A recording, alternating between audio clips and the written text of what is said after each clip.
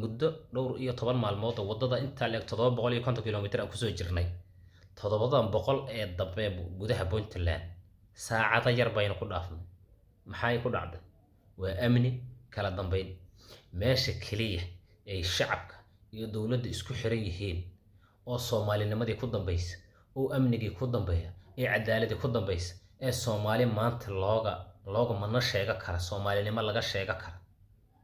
يا إله بان كل أرتوا بدلة إلهي بان كعبسني عبس إلهي بان وهضلا يا ماشي كليها سوماليا الرجالة كلا هاي مانت إلا قلنا سكرة وبنتلان وحلقة بقى كين عبسي وهضلا يا أنا ترى أنا استراهدين إلهي عبسي لسان وهضلا يا وأكل علينا يا مر لباط يمرسد هذه مر أفراد أدبد وسلامتي دمان reer Puntland kala kiciyo fiidiyowgaas meel fog gaarsiiya bismillah assalaamu calaykum waraxmatullaahi tacaala wabarakaatu aad baan u salaamay asxaabtayda awalan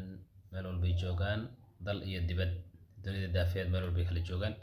bacda salaan maalmahan baan waxaan arkayay baraha bulshada khaas ahaan rag naga maqan oo dibadaha jira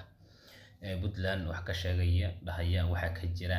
ama duruufo ama amni darro ama waxyaabo sheegaya ayaan maqlay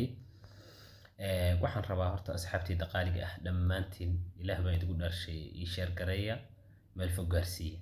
waxaan rabaa dhalinyaradaas inaan insha Allah aan wax yar fahansiiyo anagu wadanka xogogaal ayaan u ahay ilaahay idinkii meesha la yiraahdo Muqdisho xaqiiqatan cid iiga xogogaalsan in jirto u malay maayo wadanka Soomaaliya maanta waxa weeye meesha Muqdisho la yiraahdo ayaa gaari ka soo raacay dhulka ayaa soo maray meesha la yiraahdo balcad waa la garanayaa eeriyada xamar ay ka tirsanta iyo gudaha Bakaaro oo gaarigu ka soo baxay intii u dhaxaysa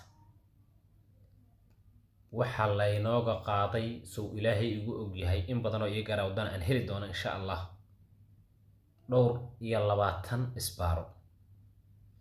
war haddaad xitaa wax qaadanaysa wax sharaf laha la qaataa sida nimanka gobolada dhexe oo $3 $2 ahna lagu dilayo taas waxa ka sii daraa dhulkan soo marnay jawhar meel qoraxsankiisa oo howda mara soo maray